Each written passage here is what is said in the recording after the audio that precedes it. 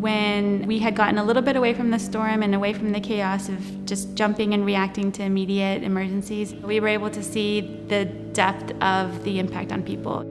None of the issues that were being brought to us were part of our regular work. There weren't things that we had systems built for. And so generally the overall feel was, how are we going to solve this unique problem that this individual has come to us for?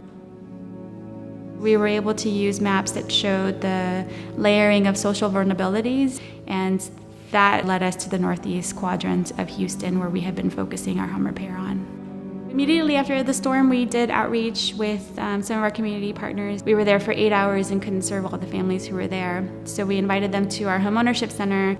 At that point, our building couldn't hold all the people who were there. We had a lot of families who were seeking assistance. The space wasn't sufficient for us to be able to serve the families with dignity. And so we knew at that point that if we wanted to continue in this work, we needed to find a bigger and dedicated space. Avenue had a history of doing home repair. We had a small home repair program for deferred maintenance. And through that program, with small pots of money, we were able to repair 10 homes a year.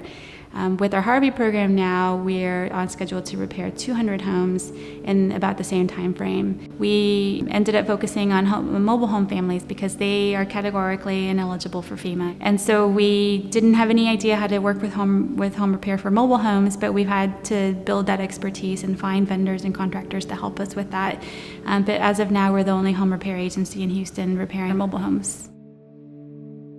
So we know that our city government is working on making the city more resilient, but we want to work at the household level to make sure that they can be better positioned to weather the storm in the future, because there will be more storms, and we want them to be stronger after this.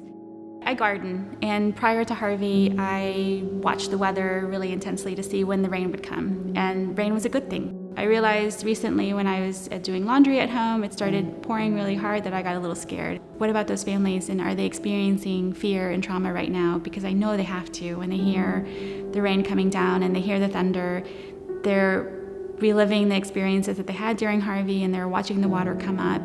And so now rain doesn't have the same feeling for me anymore as it did. I still think about my garden, but I also think a lot every single time it rains about the families that we're helping, and I hope that they're not afraid. And Avenue choosing to focus on the most vulnerable is the most impactful way to move forward in the recovery.